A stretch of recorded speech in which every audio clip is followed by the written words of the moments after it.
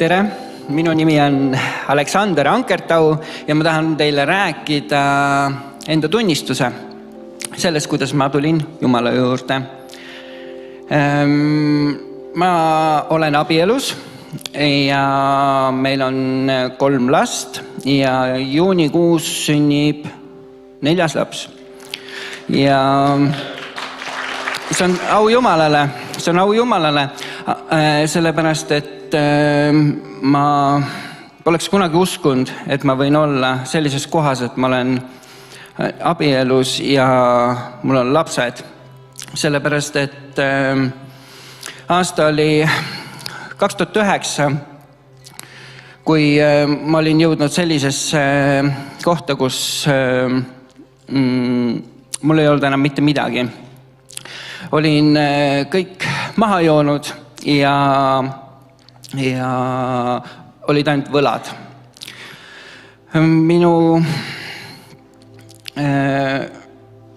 Ma alustan niimoodi, et ma olen üles kasvanud koos emaga.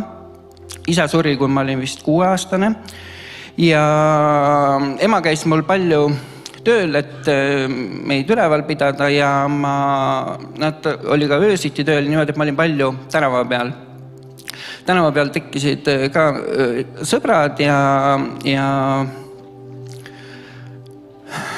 siis tuli alkohol ja ma läksin tööle baari. Baaris ma töötasin ja mulle see täitsa meeldis ja ma hakkasin palju alkoholi tarvitama. Aga ema oli mul usklik. Ema ikka palvetas minu eest, et ma ära ei sureks. Aga mina ei tahtnud eriti kuulata seda. Mina mõtlesin, et küll kõik läheb hästi ja küll kõik on okei.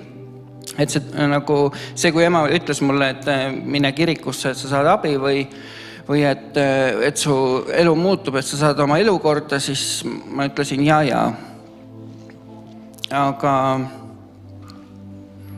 Aga kui ma olin jõudnud sellisesse kohta, kus mul ei olnud enam mitte midagi ja ma olin kõik ära kaotanud, siis ma pöördusin Jumala poole, et abi saada. Ma mäletan niimoodi, et ma viisin oma sõbra, kellega me olime mitu päeva joonud, viisin Wismarisse ja ma tahtsin ise ka saada abi sealt, aga mul ei olnud seda raha, et seda protseduuri teha. Ja ma nägin, seal oli see kuulutus Lootuse küla.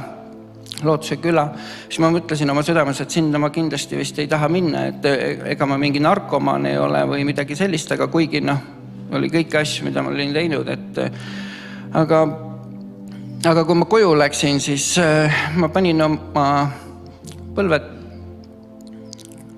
panin maha ja ütlesin, et Jumal, aita sina mind ka. Aita mind, palun. Ja ma sain südamesse, et alfa kursusele minna ja ma läksin alfa kursusele ja ma läksin sinna poole pealt ja see oli tohutult raske. See oli tohutult raske, et sinna uksest sisse minna. Aga tänu Jumalale ma tegin selle sammu, et sinna minna ja siis mul elu hakkas muutuma. Ma sain alkoholist täiesti vabaks niimoodi, et ma pole siiamaani tilkagi alkoholi võtnud. See oli 2009 ja kui ma mõtlesin selle peale, siis ma mõtlesin seda, et ma uskusin Jumalat, aga ma mäletan sellist tohutut janu, et ma tahan kogeda Jumalat. Et ma tahan kogeda Jumalat ja ma ikka käisin eespalvel, et ma saaksin kogeda Jumalat. Et ma tõesti võiksin saada sellise Jumala käest puudutuse, et see kinnitaks mind. Ja ma sain sellepärast, et ma usun, et kui mul seda puudutust ei oleks olnud, siis ma siin ei seisaks, sellepärast, et see on see, mis annab selle jõu edasi. Et nüüd, kui 13 märts saab 14 aastat, kus ma olen olnud kristlane ja ja see Jumala puudutus ikka viib edasi. Aga tahan teile anda ühe tunnistuse veel. Mu ema suri 2014. Tal oli ajukelme kasvaja ja ta hakkas pimedaks jääma. Aga ennem kui ta jäi pimedaks, ta ütles, et ta kirjutab ühe tunnistuse. Ja see tunnistus on minust. Ja ma loen selle teile ette. Ühe kadunud poja lugu. Umbes 1,5 aastat enne ühe poisi sündi pühiti ema üsast välja tema vend või õde. Nii oleks läinud ka selle poisiga, kui Jumal ei oleks unes öelnud selle poisi emale, et ära karda, sulle sünnib terve laps. Ja nii sündis.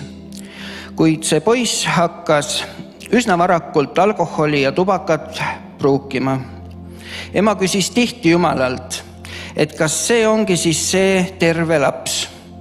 Küsis 13 aastat umbes, kuni läks Olevistesse palvekoosolekule, kus hüüdis mikrofoni kõvasti Jumala poole, et poiss Aleksander, 25-aastane baarmen, võiks kohtuda oma issandaga. Ei läinud mööda 1,5 aastatki, kui issand tegi poiss Aleksandri terveks, kes on praegu teie ees. Ühe naise lugu, kes ei arvanud, et Jumala sõna on jah ja aamen. Ja ma usun, et palju on praegu ikka, kes vaatavad seda tervikliku tervenemise teenistust, kellel on lapsed, lapselapsed alkoholi sõltuvuses. Ja võib-olla nendel emadel ja vanaemadel on nagu lootus kaotatud, aga ma tahan teid julgustada, ärge jätke palvetamast oma laste ja laste pärast, et nad võiksid kohtuda oma elu issandaga ja saada vabaks alkoholist ja saada endale terve elu. Amen.